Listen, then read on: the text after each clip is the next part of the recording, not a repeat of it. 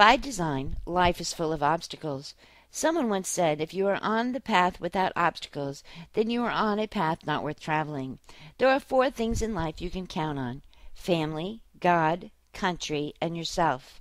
My name is Laura Kennedy, founder and owner of Laura Kennedy Live, and this is my story.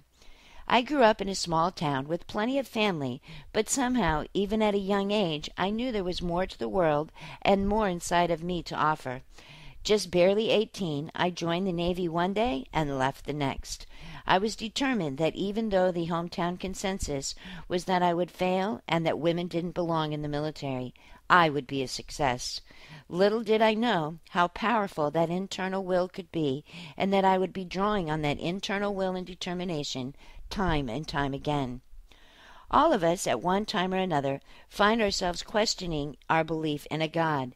I was no different when I was awakened from a deep sleep to be told that my oldest daughter's father had been killed in the bombing of the barracks in Beirut. But it was the same incident that reinforced my belief not only in God but in the power of our country that I had sworn to support and defend.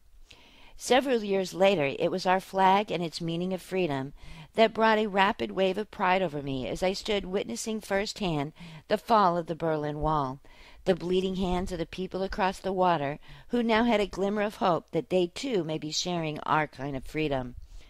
It was a great sorrow that I and my shipmates were called upon over and over to bury our fallen comrades, but it was with great pride that I watched the thousands of men and women whose lives I was honored to touch flourish into brave, determined, and solid leaders.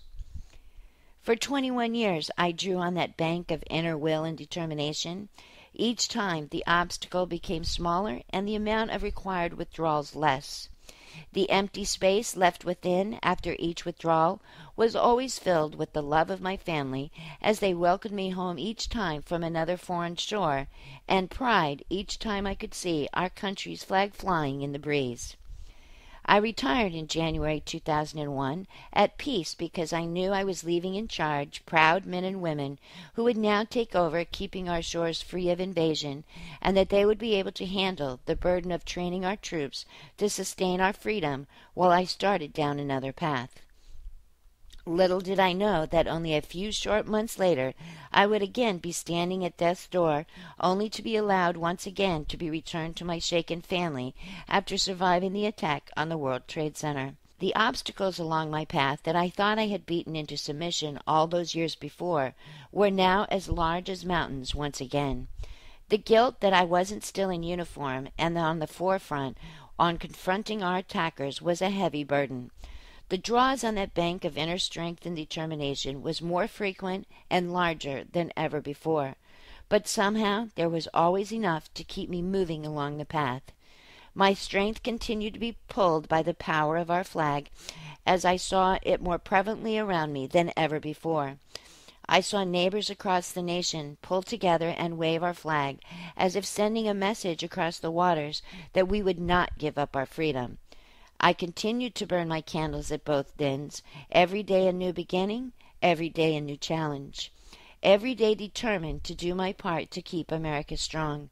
But what I wasn't doing was listening to what God was trying to tell me. I was running under the false belief that I was invincible, since I had prevailed so many times before. As many of us know, when we don't listen to the small hints, He hits us with a brick right between the eyes. Without symptoms or warnings, I suddenly found myself in a coma after suffering an AVM hemorrhage in my brain. There was no leadership workshop or college class that could prepare a strong-headed, independent woman like myself for this. Suddenly, I was dependent on others for every aspect of my life, including eating, walking, and conveying thoughts.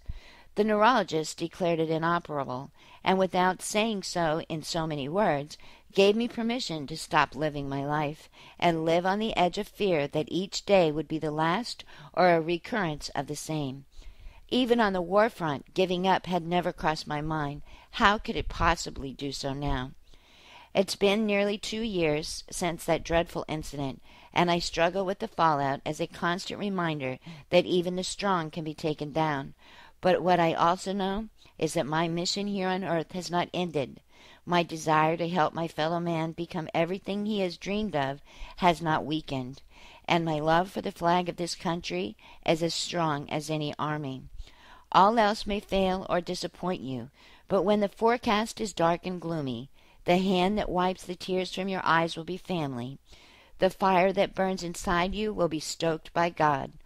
The will that keeps you taking one step after another will come from inside you, and the strongest symbol of pride and freedom to become your successful self will be the flag of our country.